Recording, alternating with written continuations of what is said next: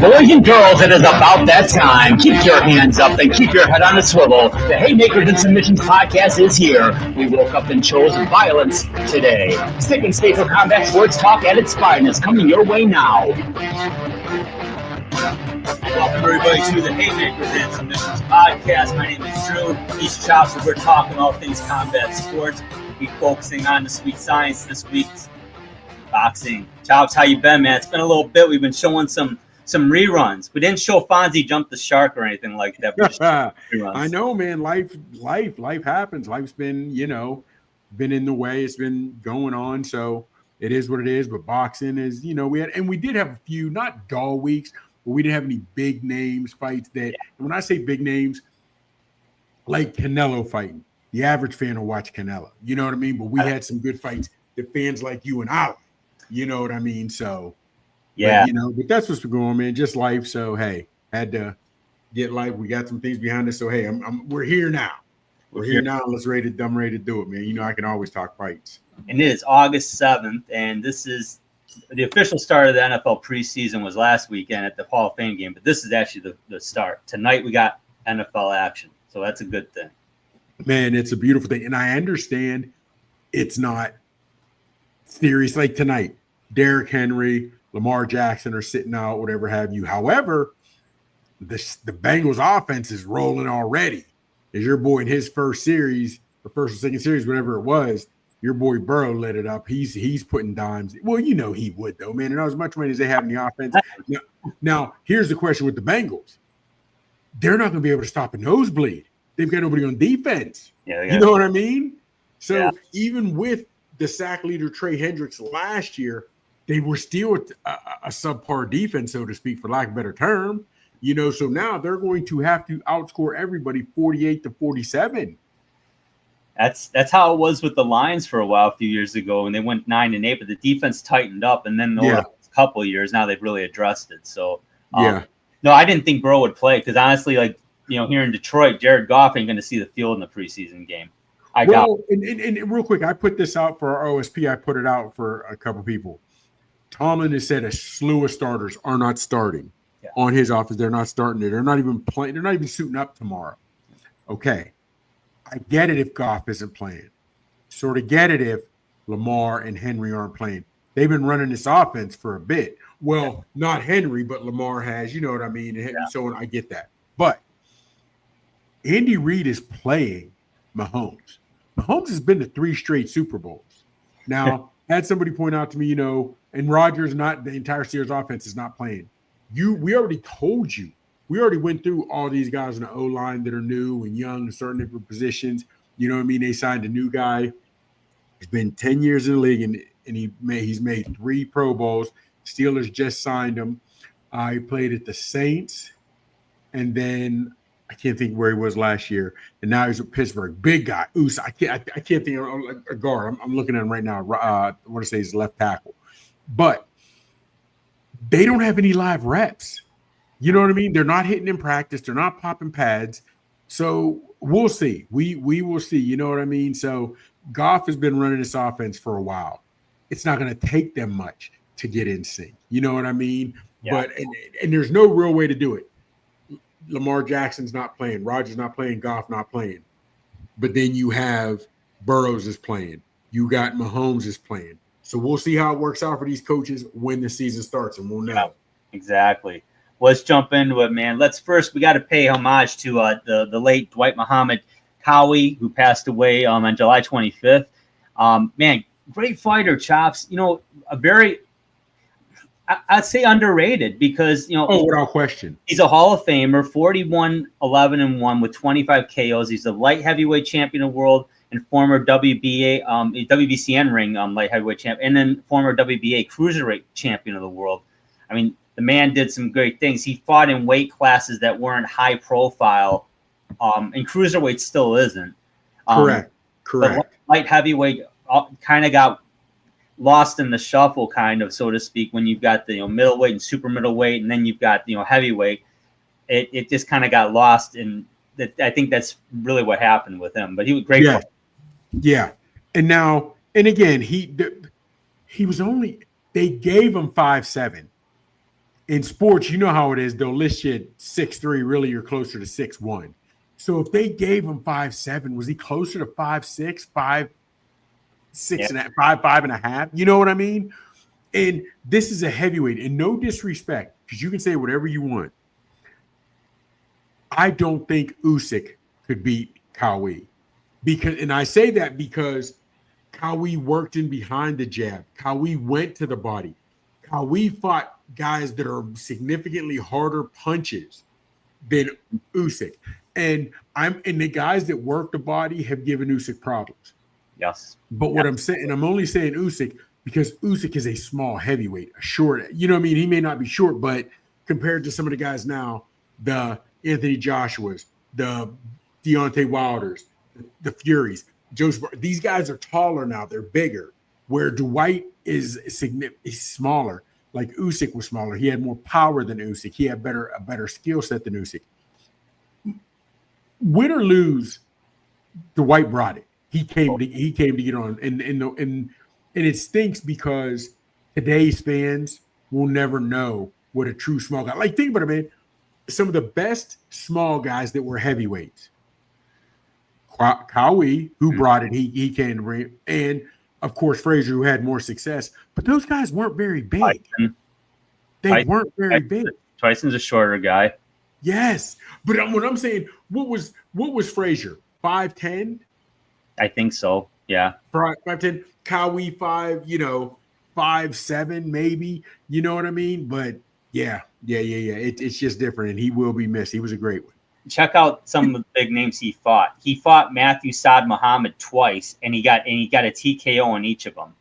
Yes. He went the distance with Michael Spinks, and he lost by UD 15-round decision back in the day. He beat Leon. He TKO'd Leon. Yes. And then he had a split decision defeat against Holyfield as a cruiserweight. Yes. They ran it back again, and then he got KO'd in that one. He lost that one. He did go to the heavyweight, and he ran to Big George. Dude, how do those guys, could they even be in the same weight class? Well, if you're over 200, you're in. I mean, it's what it is. Yeah. I mean, it went 7 rounds. I do remember that fight. But man, I remember him fighting Holyfield as well. But I really liked him. I saw I saw losses, but I really appreciated Qawi's abilities and what he brought. And yeah, he's going to be missed. So without question, God rest to him. And let's move on now. Let's talk about Shu Shu, man. Bruce Carrington defeated Matthias Haida, and he got that pretty very solid unanimous decision victory. Wasn't really close. He gets the WBC Interim World Featherweight Championship. Your thoughts, Chops? Okay. First off, this was the last performance of Top Rank, right? Which we'll get into a little bit more. Yeah. Guys like you and I like this fight because I like Shu Shu. I'm a Shu Shu guy, right? And had to watch a lot of other fights and some guys born, from Haida. And they're saying, Mike, the name is Haida, not Haida. It's Haida. So I got schooled on that. However, here's the thing. Shu Shu won, but here's why I think was the problem with Top Rank. Top Rank wasn't giving us fights that the average fan would want to see. Nope. And here's the problem with that, though. They, as in Top Rank, when is the last time you've seen a good, maybe Navarrete, when he was at Navarrete who got clipped and they called it a headbutt, but it was okay. Yep. Other than that, we weren't getting good back and forth fights. We were getting fights that were dominated by one. Just like, guys are winning by 3 and 4 rounds. You're not getting close or split decisions. Like, I'm a Shu Shu guy. Yeah. Shu Shu got hit. This was his chance to really say, yo, you chose me to be your final fight. I want people to know why you chose me. I want to go out with a bang. It didn't happen. You know what I mean? So as much as I like Shu Shu, you got to like guys. You got to love. You got to be honest enough. You got to love honest enough. You got to love enough to be honest. And Shu Shu, He is a great counterpuncher. He's got some pop in his punches. He takes some shots. But let me ask you this, because I know you watched it.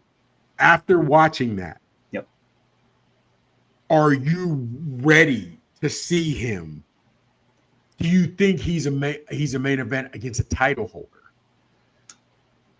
No, but I say that with an asterisk because I number one, I don't like the weight class. That is, I mean, featherweight is not going to get a lot of attention.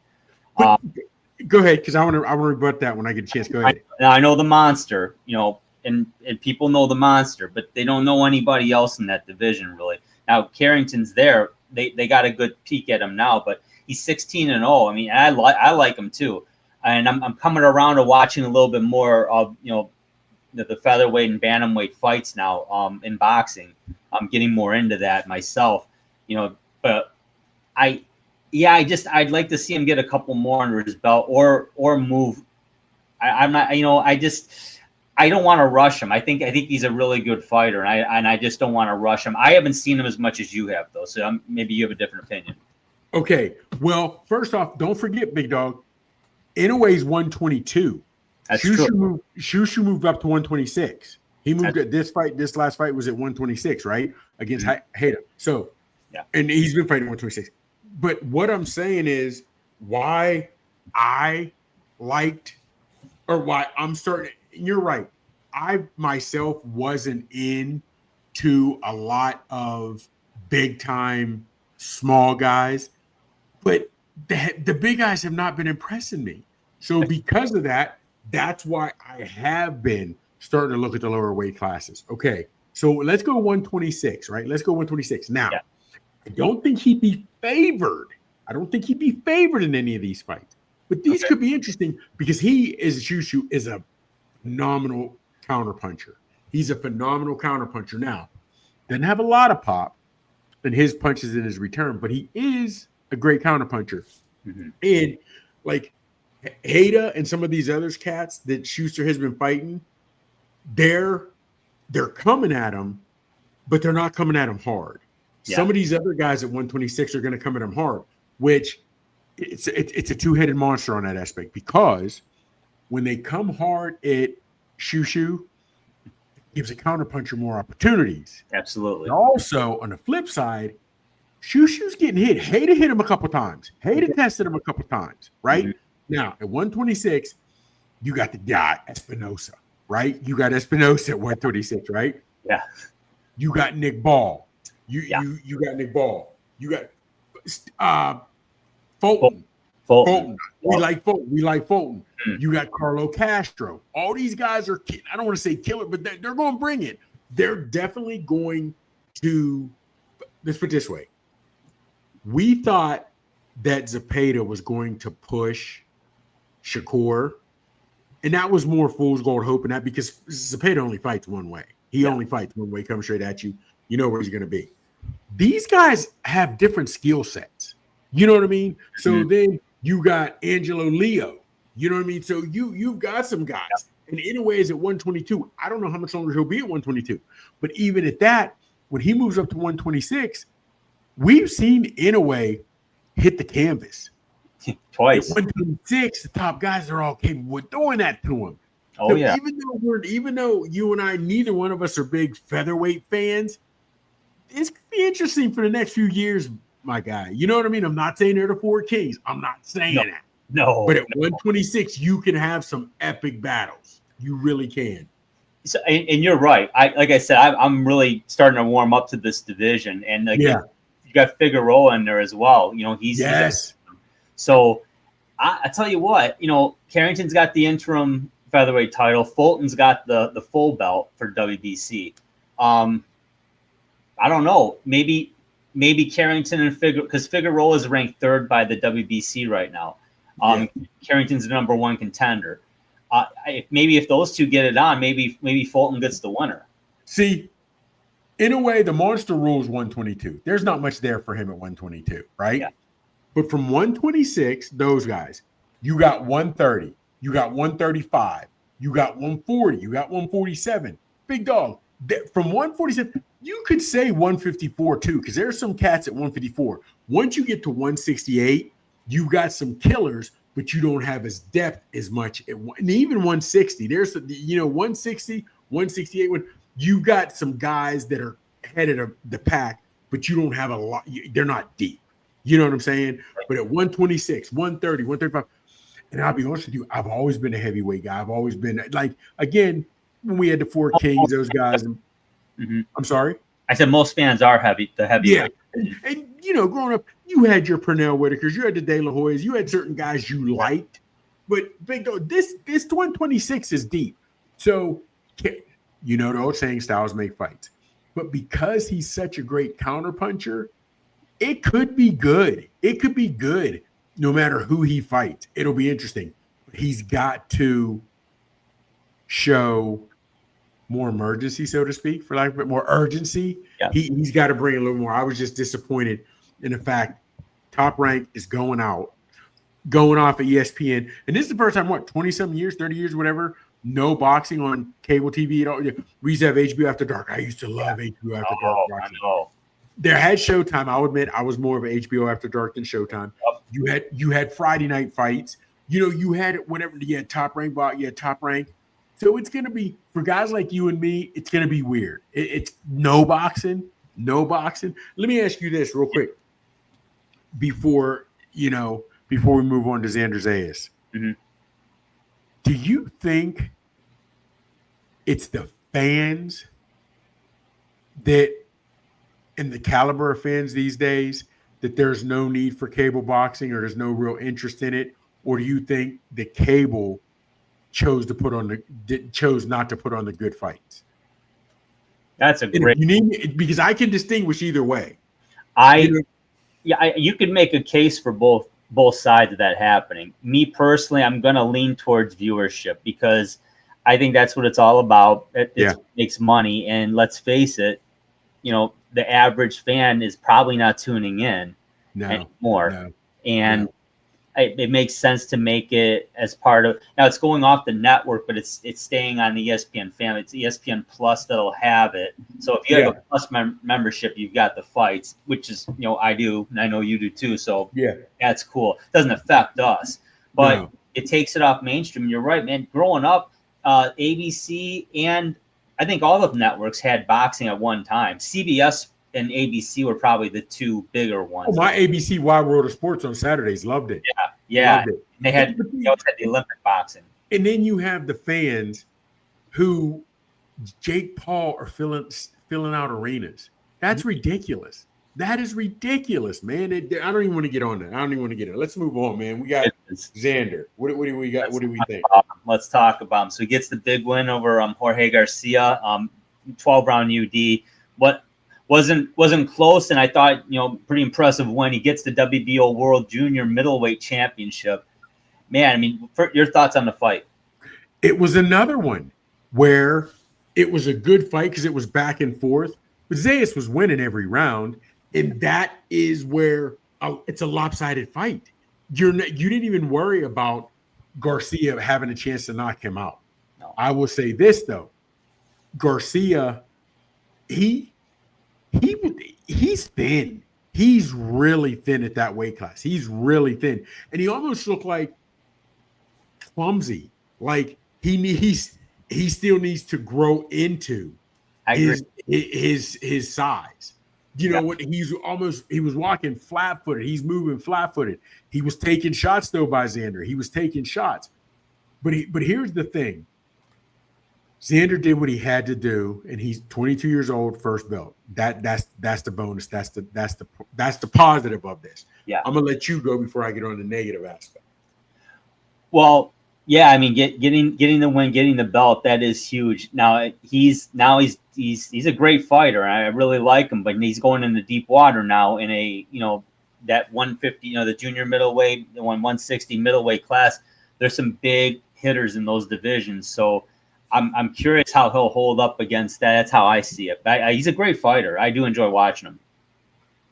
Oh, absolutely. But you made a good point. Like, he's going into some deep waters. Let's go back to the Garcia fight, okay? He was sticking Garcia. He didn't have pop to even knock out a Garcia. He didn't have a whole lot of pop. So he's going to beat you punches and bunches, whatever have you, right? Yeah. But what I noticed was he was doing a lot of clinching. Not a lot of clinching to stop the fight, but every time he got hit with a good shot, he was clinching. Yeah. And Garcia, to me, how do I say this? It's almost like he didn't have the boxing IQ or the want to fight out of it. He let the ref keep breaking it up. He let the ref separate him. Whether it's Fundura, whether it's Bachram, whether it's Ortiz, you know what I mean, Virgil, they're coming up out of that and they're firing back. Yeah. You know what I mean? So I'm just piggybacking off of what you said. He's going into deep waters. Now, I think his mandatory is Josh Kelly. Kelly got some experience, so we'll see how that goes. You know what I mean? Yeah. But go ahead. No, yeah, I agree. He's number 3 in the WBO and number 3 in the IBF. He's nice fighter. So let me ask you this. Do you have, if they were to fight tomorrow, I know neither one have had a full camp, but if they're to fight tomorrow, right now, early, who you going with? If it even, now contracts haven't been signed, but if he does his mandatory against Josh Kelly, who you got? To say now, I would say he'd win it in a close decision. You think Zander would in a close decision? Right now, without really studying the match. Do you think he's ready to challenge any other one of the belt holders to start unifying belts? Well, Terrence Crawford, no, hell no, never.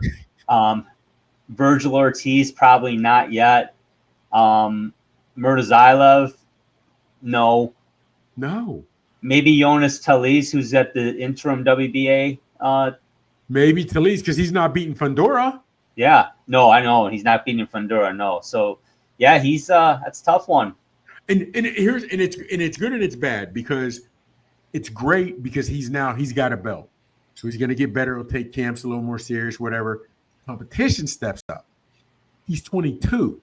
He could have still taken another good year or two, gotten 1 or 2 better fights, better competition, and really got seasoned. Now they're always telling you to fight Josh Kelly. You know, that's your mandatory. That ain't no walk in the park. No. And that's a step up from Garcia, because Garcia wasn't supposed to be there. Ben, I can't think of the guy's name he beat that he wasn't supposed to beat, right? So Josh Kelly is definitely a step up. So the great part is you're fighting better competition, better payday. You're now the belt holder. You're a champ. The downside is better paydays, but with better paydays comes better competition. Are you ready for those guys? Because now, even if you beat Kelly, even if you move down and let's say you fight a lesser opponent, he's still going to be in the top 5, top 10. You know what I mean? Yeah. So let's say you don't do that, but let's say he, as in Zander, realizes, I need to sharpen my skills a little bit. I need some more tune-up fights. So you can't go lower than the top 15 guy. You really can't, right? No. Because you're the belt holder now. But if you do that and you lose, or you don't even look spectacular, you get rocked, whatever it might be, there's nothing positive that can come from that. Because even if Zander fights a guy that's in the top 15, say he fights a 12 or a 13, 14 guy, and he takes him out in 3, 4, 5 rounds and puts on a clinic, you're the champ. That's what you're supposed to do. You know what I mean? I don't know, man. I want to see Zander come up. I want to see him do better. You know what I mean? And it's crazy because you had Cotto, you had Felix, you've had some other phenomenal Trinidad. You know what I mean? I don't get that. I don't get that from Zayas. I don't get that same. You know what I mean? But he's got a belt. He's 22. He's young. He can grow. Let's see what his camp does for him, and let's see how they schedule. Because that's what it comes down to. You got to have the right camp. Got to. Absolutely. Couldn't say it better. All right, let's talk about this one. We did preview this back in the July 19th preview. You can check that out on YouTube and on the ESPN Network. Mario Barrios and Manny Pacquiao, they fight to a majority draw, Chops. So Barrios retains the WBC World Welterweight Championship. I got to get your thoughts on this one. I'm eager to talk about this one. Okay. This is 147. We said if Manny was to come back, he really couldn't take a tune-up fight because if he was going, because he's 46. We love Manny. We really do, but I love you enough to be honest. You're 46. 47 now. 47, exact 47. Now, having said that, we said it. If he was getting a title fight, Barrios was the only one we thought he had a shot with. We only thought. And now think about this real quick. It's a majority draw. If I'm Barrios, I'm screaming from the mountaintops. Not even 24 hours later, let's run it back. Send the contract. Let's run it back. Yeah, money. Because the money, but Barrios, you gave him too much respect. You saw when you got off and you were firing, Manny was having troubles. Manny was really having trouble. But you could also see, what does they say? The mind is willing, but the flesh is unable. Because Manny could see, Manny could see the blows coming. Those ones he just couldn't get out of. Yeah. And he's trying to fire back. And he just doesn't have the same pop. He just doesn't have the same, you know what I mean? He's 47, 46, that you can't do it. Nope. You know what I mean? So having said that, you did it. You got a nice payday. You didn't get embarrassed. Walk off into the sunset. Walk off into the sunset. Don't fight anymore, man. Please don't fight anymore. But that's not what I'm reading. No, not at all. And there's names being thrown out there. Tank Davis's name got thrown out there. That would be interesting. No, not to me. It would be a huge pay-per-view event. Huge. Oh yeah, without question. Huge. Okay. I don't honestly, the Pacquiao I saw, and I scored it a draw. I'd share my card. I shared it with United Fight. I had it 14-114. There were a ton of swing rounds. It was a very close fight. Too close in the sense because I agree with you. Barrios did show him a little too much respect. Yeah. So, but there still were a lot of swing rounds in the fight. Several of them was like it was back and forth. But I led with Barrios because he's the champion, and he's going to get the benefit of the doubt. He did not do nearly enough to win that fight. No. But Pacquiao is as much as you want him to win that fight. And I did. I was, I like you said, we love Manny, but I couldn't give him that fight. No. And here's the thing. Okay. I wouldn't be surprised because technically Manny is older than Floyd. If I'm Floyd, there's nothing that really scares me what I saw about Manny. So for the payday, it would be a phenomenal payday. But that to me is where the boxing has fallen off. Who they called them the geezers at Caesars. Who was Foreman fighting? It was the geezers at Caesars because they were older. And now you're talking about two guys in their 40s. Big dog. I love Manny, but he's 47. Yeah. Really? Okay. So you put him in there with Tank. He was getting hit by Barrios. Tank hit significantly harder than Barrios. We don't even know what's going on with Tank in his legal battles. Raleigh is just significantly faster. I'm not going to say Raleigh is a significant, heavy knockout puncher, knockout guy that you fear, but it's the speed. Yeah. And when you don't, it's the punches you don't see coming to get you, right? Liam Perro. Perro's aggressive. Perro's nice. And I understand he's an Australian fighter. We don't see it. Fans may not see a lot of him, but he's rugged. He's going to come forward. And just what I saw from Manny, it was a black eye for boxing. It was an embarrassment to boxing that I don't care who the guy is, that he can take an 8-year layup. I honestly don't know what's worse. A guy can take an 8-year layoff and draw for the belt. You can have a guy who is not a well-known striker. He had heavy hands in Ngannou and took the champ Fury to some people thought it should have been a draw or even Ngannou won. Mm-hmm. Right? Yeah. Then you have Jake Paul, who has one professional fighter on his resume and he lost.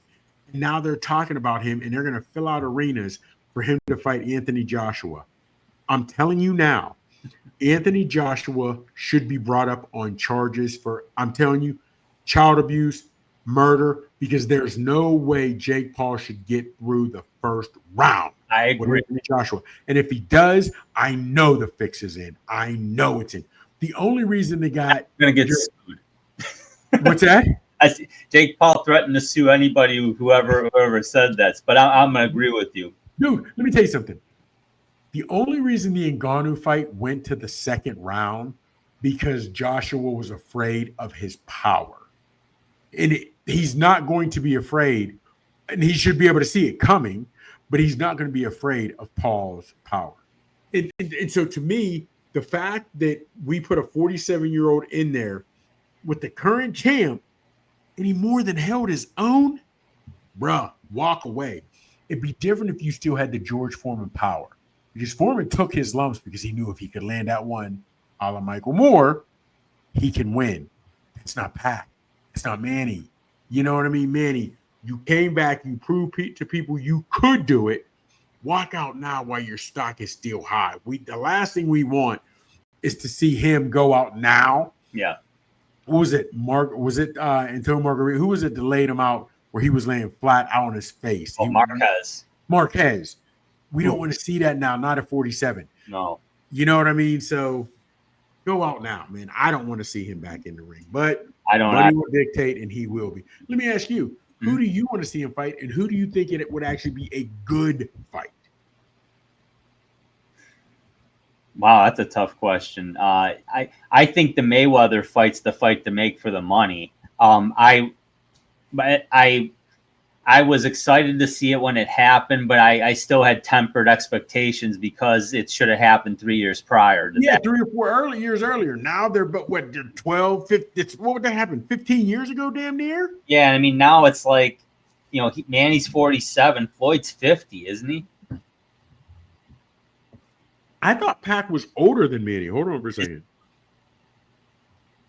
Yeah, I'm not sure. I thought Floyd was closer to our age. Floyd is 48. He was born in 77. 48. Okay, so 48 and 47. And I seeing Mayweather, I haven't seen him fight recently, obviously. So it'd be interesting. Right? It looked like Pacquiao was showing.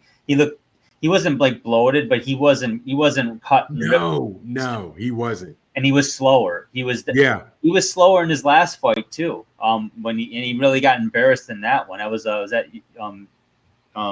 Ugas, yeah. Ugas, yeah. So I agree. I really don't want to see him fight anymore. No, me neither, man. Great fighter, one of the most entertaining fighters I've ever seen. But time to stop. Yep. Yeah. All right, let's move on, man. Now let's talk about the Prograis Diaz fight. Unanimous decision winner for Regis Prograis. He's in the super lightweight division. And your thoughts on the scoring? Okay, I did have him winning. At first, I was upset. What was that guy named Kenneth Smith? You had it like 98, 92 or something like that, crazy from everybody else. Yeah.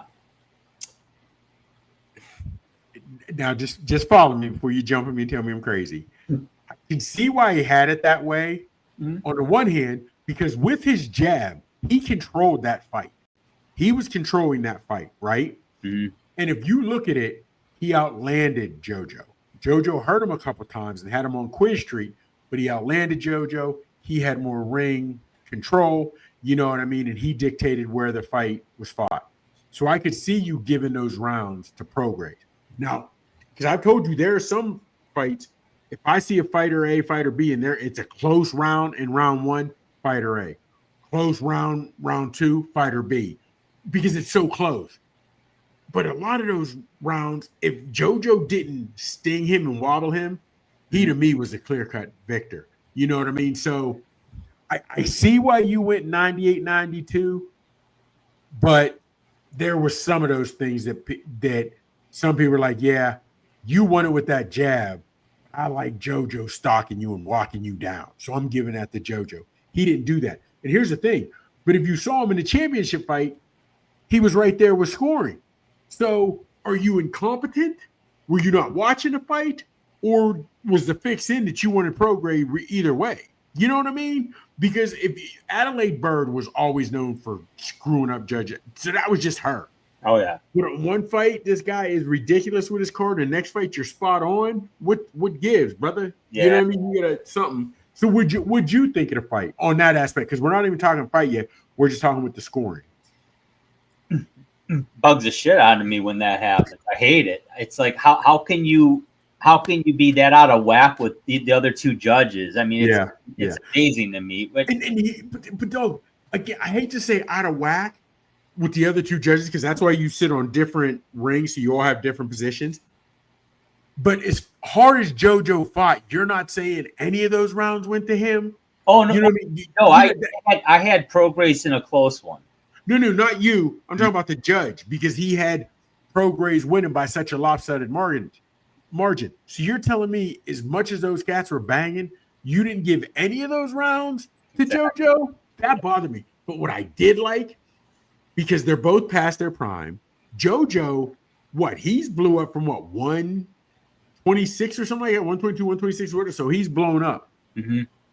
He still can take a punch. Yeah. You know what I mean?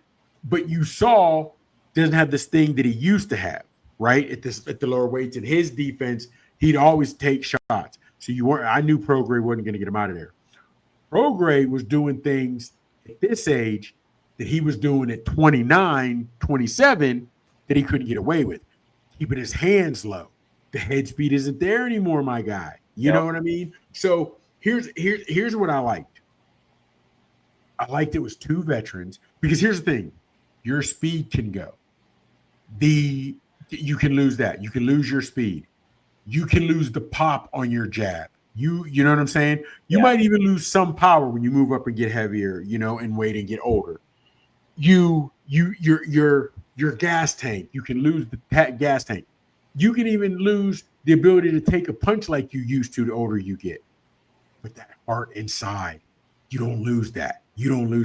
And both of those guys had that. No, you know what I mean? So I'm not calling them gatekeepers. I'm not disrespecting. Some guys think I'm not calling them gatekeepers, whatever have you. But I would like to see a lot more fights like this. Remember when Tyson and Jones went at it? We said we'd be all up for a 50 and over. Hell, now maybe you can go 47 and over.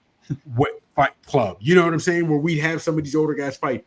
They're exhibitions, no more than 8 rounds, whatever you want to call it. Yep. Because Prograis, and I'm not saying because of the age, but you had two guys who were warriors, ex-champions, with the heart, the fire, the desire to still go at it. Yeah. And they gave us a better fight than the main event. With that, they gave us a better fight than, as we were just talking about earlier, as in Zander and Garcia. You know what I'm saying? So I like that. I would love to see that some more elderly. I hate to call them elderly, more seasoned fighters who maybe past their prime. Mm-hmm. Don't put them in there with these young bucks. No. You know what I'm saying? But put them in there and give them nice paydays because they put it all on the line for you when they were younger, and now they're still putting it on the line for you and giving you some entertaining fights. Yeah, absolutely. I would love to see that still. I mean, man, that'd be really cool. Absolutely. Let's jump to the next fight now. Oscar Duarte taking on Kenneth Smith Jr. Duarte gets the majority decision. This was another one. Two judges had it for Duarte, but Sims, one judge had it for him. Excuse me, 116, 112. That's crazy. That's home cooking. That was home cooking. I'll be honest with you. If Sims would have put a little bit more oomph in the 12th round, because I think that's what won it for Duarte, that 12th round. Mm-hmm. That's what won it for me for Duarte in that 12th round. And again, here's the thing. A lot of fighters want to fight at home in their hometown. A lot of comes with that, man. Mm-hmm. There's a reason guys leave home for training camp. They used to go to Big Bear. They go wherever. Ali went to Deer Lakes, whatever. And Deer Lakes, PA, near my hometown. And you go there because you want to be isolated from everybody you know. So everything you do, everything you talk about, everything you love is boxing. And that's it. That is it. You don't get that when you're home. And I think that is the scoring that helps Sims. And Duarte's no joke. Duarte's tough. But I wonder if Sims didn't have all the distractions that he had being home, could that fight have went differently? It was a hell of a fight, though. Oh, yeah. It was not Prograis and JoJo Diaz, but this was a good fight. And I say that last round is what won it for Duarte. Oh, yeah. I agree with you. I mean, to me, that's what put it over the edge. But it was a very entertaining fight. I was expecting a decent fight. I was pleasantly surprised. It was good. Because not a lot of people knew Smith. Not a lot, and nobody. You know what I mean? They really didn't. But he didn't embarrass himself. Oh no, not at all. But I think it was that 12th round that won it for Duarte, in my opinion. So what's next for him? What's next for Duarte? Man.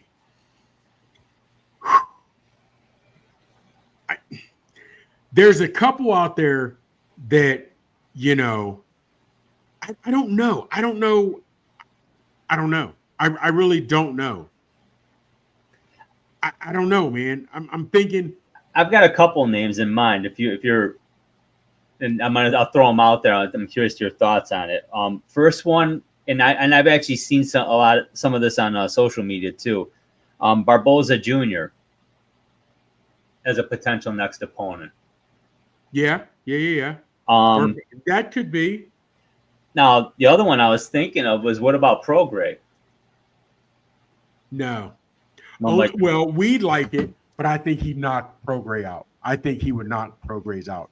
Now, to be honest with you, in a neutral site, I'd like to see.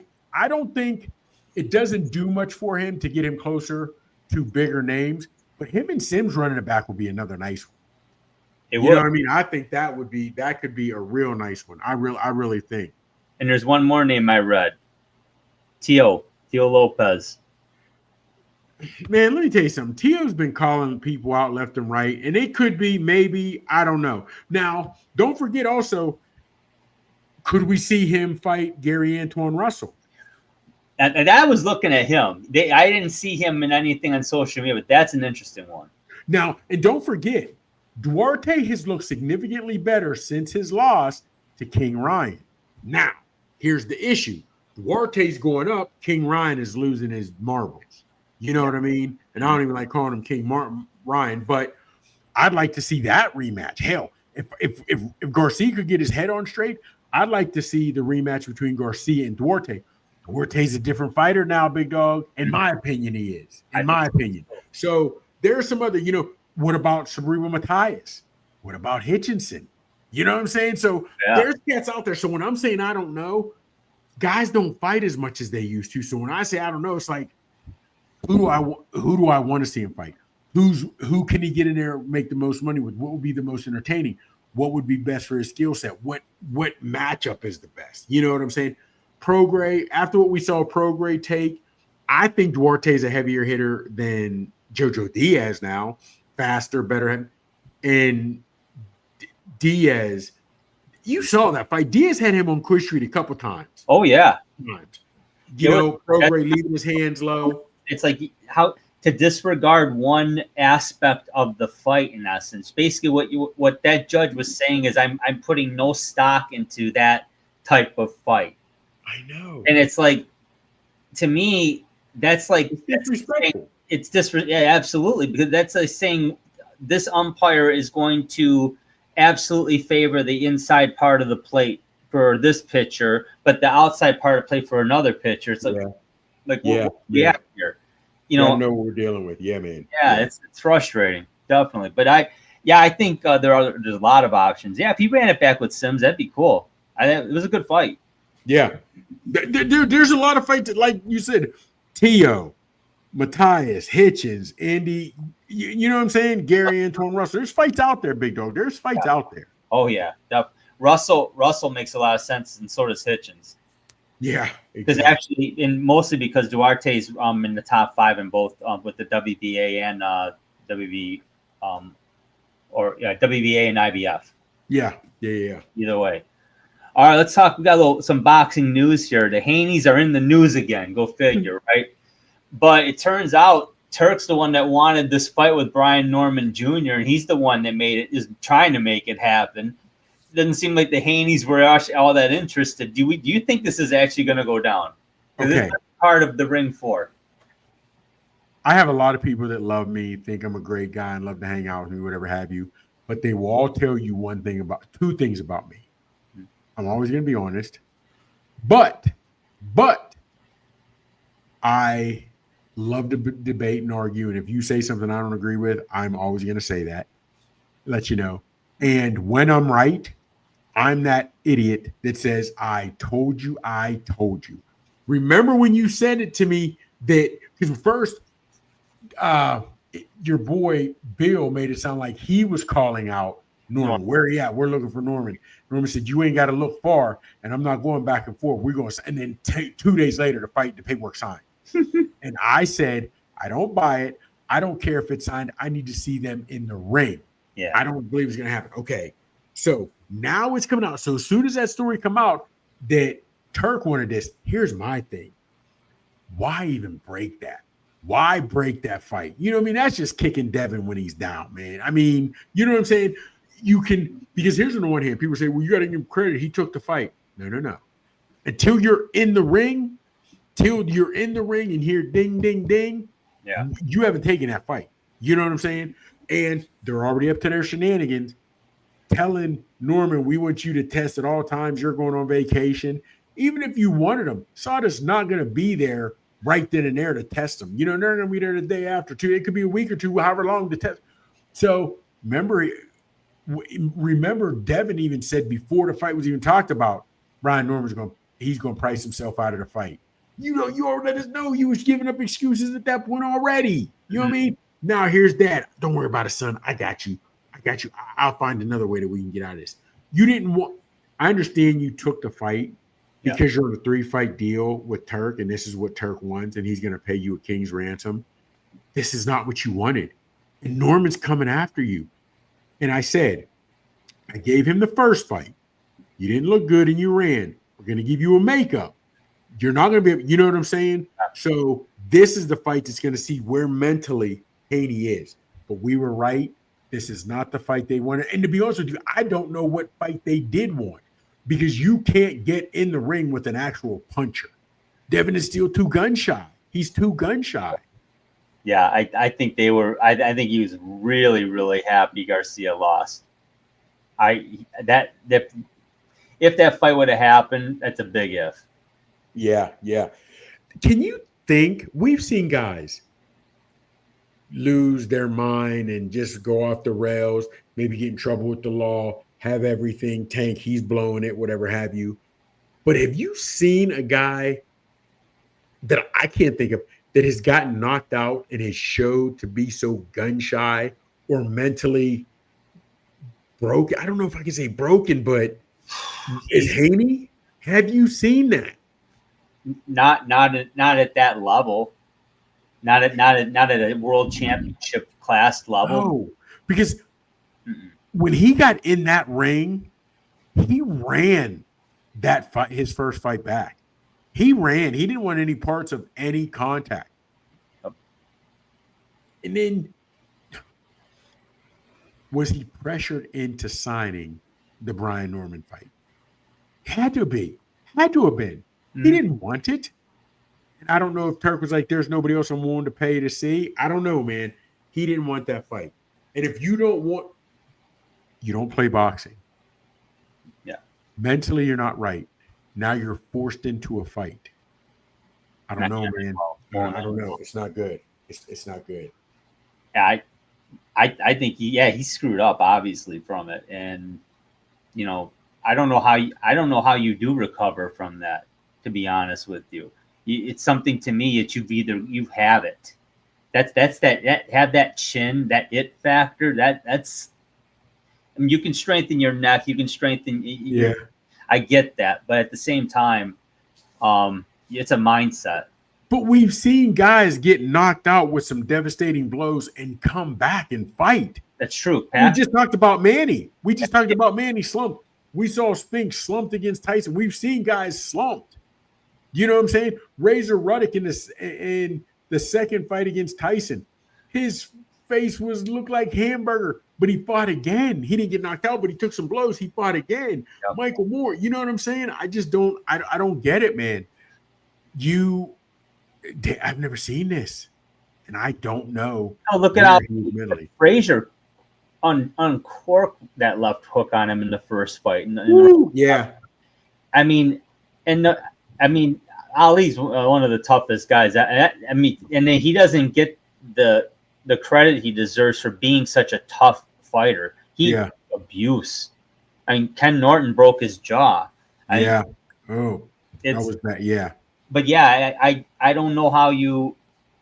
I mean, to me, you've got that mindset. That's how you recover. But if you don't have that like mindset to be able to overcome that, to know I don't fear this, you know, and you've either got it or you don't. I don't know how you learn that, to be honest with you. The people I know that are tough like that, they just got it.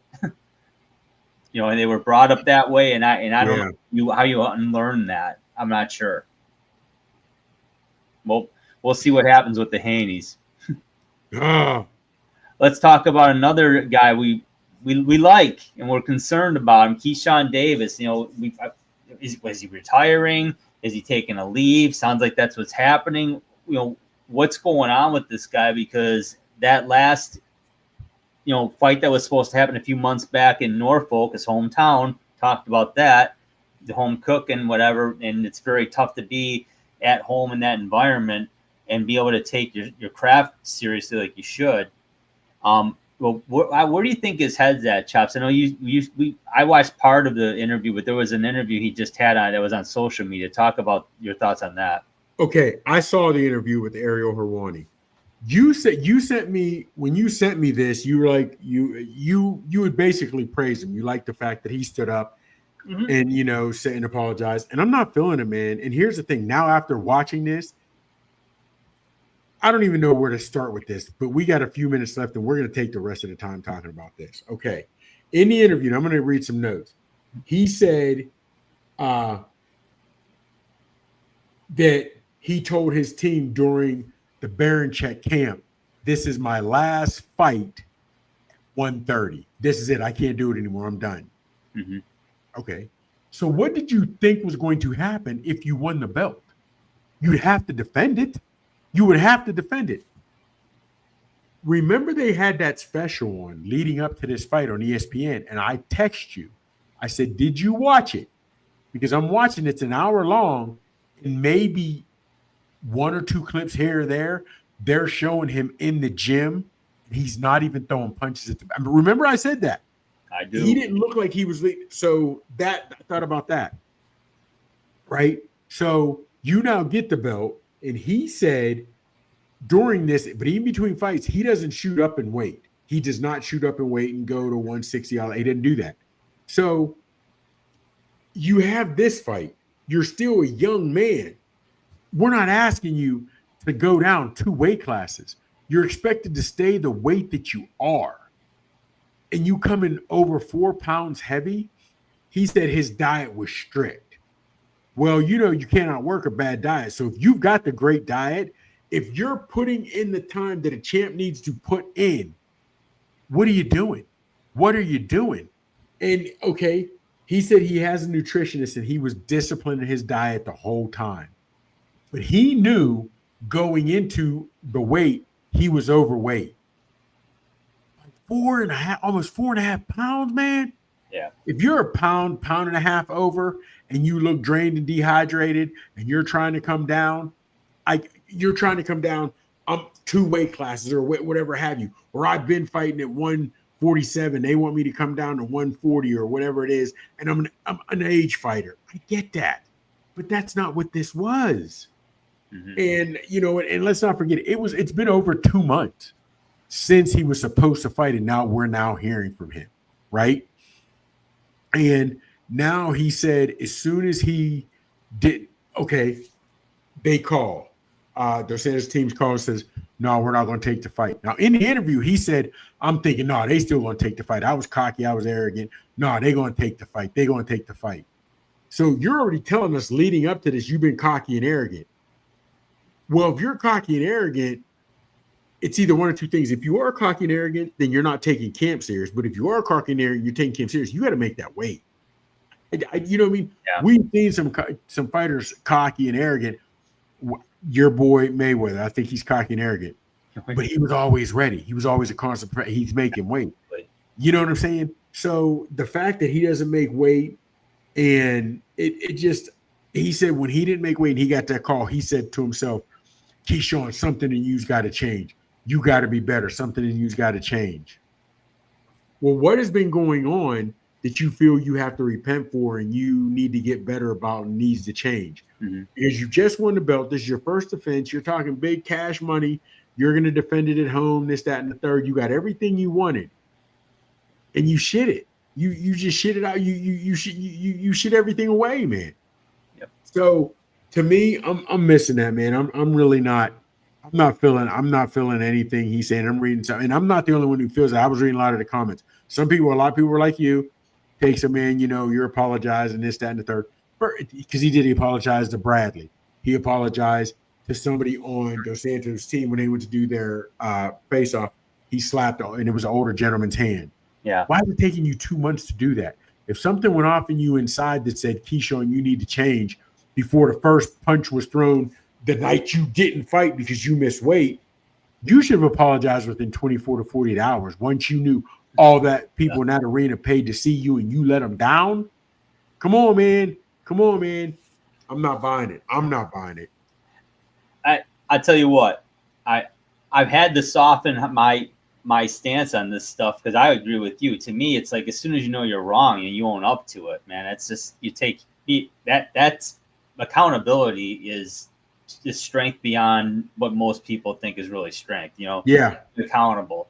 But at the same time, in my line of work, I literally had to go. I had a gentleman that took a gift card from one of his coworkers on camera. We watched it together, and he still wouldn't admit that he did it. He said, "Well, it appears that way." But it appears that way. It is, it's like the same. We didn't go Photoshop AI on this in a couple minutes upstairs and say, "Oh, look out." I mean, so that's why I say it's like I appreciate the fact that he at least stepped up and what it seemed to be certainly an apology that he wrote. It didn't look like coach speak or lawyer speak. You know what I mean? So it seemed sincere in that regard, and it was more specific. But yeah, now you got to do something. Now you got to change whatever's going on. What do you think's the issue? I don't know. I think it's something I think he's just saying it because we're in a time now when people say things you can't even really question. You just can't question it, whatever have you. Mm-hmm. It depends. There's certain things you question, certain things as soon as people say it, oh, you got to take it for what it is, you can't question it regardless of if it sounds iffy or not, because now you're victim blaming, you're whatever have you. Yeah. Mental health is one of those things. When somebody says, I'm working on my mental health, what does that mean? You can't even ask them what that means. I just got to get better. Then that's where some people say, I just need to sit back and recalculate my steps, go back to the drawing board. Mm-hmm. That sounds completely different than I need mental health. My mental health isn't right. You miss weight because you were bullshitting around. And then talked about the issue him and his brother had in the opposing locker room. Mm-hmm. He said, we didn't touch him. We were only there for about 10, 15 seconds. Why did you even go in there? Yeah. Right? He said as soon as he walked in, security got between him, this, that, whatever. So there's no way you went in saying, congratulations, bro. Congratulations. It's all love. That you could have. There's no way. There's no way. Also, real quick, Ariel Helwani asked him, so are you suspended by Virginia? Are they waiting to find out? He said, well, they're still looking in and researching and everything, whatever have you. Well, that's crazy because it's been 2 months. So if it was you were in and out in 10 seconds and nobody touched you, nothing happened, whatever have you, why are they still investigating it? Yeah. I don't get it. I just don't get it, man. And if nothing happened, then why is old boy saying y'all headbutted him? You saw the nut on his forehead that wasn't there after the fight. Yep. You know what I mean? You're mad because you lost the belt because it got stripped. You're mad you didn't make weight. You're mad you're at home. You're mad your brother lost. You didn't go in that to me, there's nothing you can tell me to convince me you went in that locker room for anything good. You, not in my opinion, not to me. No. So from what you saw, what did you get from it? I was kind of indifferent to it. I felt it was, I think overall might have been a step backwards, but not a significant one. I don't think he said anything that was, off the wall or shocking, so to speak, I guess, or contrary to in stark contrast to his apology. I don't know. I think what he needs to do, just my personal opinion, like you said, the home cooking, it's tough to be in that environment. He maybe needs to step away from it and really have a camp where it's just his team and not his entourage, so to speak, right? Because you got to be a special kind of mindset to be able to handle that. Their names are Ali and Sugar Ray Robinson, and there are too many that have that kind of entourage going on and are really successful. It's tough to do. Mayweather is another, would be one. He can handle it. You got to be a special fighter. You got to be special for him. Like you said, even like Ali went up the the mountains in Pennsylvania, like with Bear Lake, right? Deer Lakes. It was Big Bears, California, where a lot of it, but he was in Deer Lakes. That's and right. if I could ever get you to Pittsburgh, where I live, and take you to Deer Lakes, you'd be like, oh yeah, there's nothing to do here but train. There's nothing to do there but train. That's awesome. But again, man, I need to send you the entire video and you watch it. Yeah. You may still want to have the benefit and give him the benefit of the doubt, but there's definitely things that'll make you say, well, that's contradicting yourself. Then why are you thinking? I don't know, man. When you talk about going from the penthouse to the outhouse, Keyshawn Davis said, you beat Baranchak, right? You have the belt. You're doing all this. You're doing all that. You miss weight. You're eating popcorn. And he said, they talked about that. Well, you miss weight. And he said, my sister was telling me, people are recording you right now. That's a bad look. And he was like, I still don't understand why people cared that I was eating popcorn. I already missed weight. The fact that you still don't get it speaks volumes to me. It wasn't like you're eating popcorn. He's standing up laughing and joking around and eating popcorn. That was the problem. Yes. Yeah, man. Eating popcorn, watching the fight, who cares? At least he's engaged in it. But when you're screwing around with your friends out there, man, doing it, it's like, yeah, you don't have any respect for the fact, like you said, a lot of people paid a lot of money to see him fight, the hometown guy. So, hey, we're out of time now, Chops. Great talking boxing with you. Great talking combat sports with you. Thanks, everybody, for watching. Don't forget to hit the like buttons and subscribe to the channel. And we're also on the ESPN Network every Friday night at 10 p.m. And we stream these videos, and we're also on our YouTube channel. He's Chops. I'm Drew. Take care, everybody. We will talk to you next week.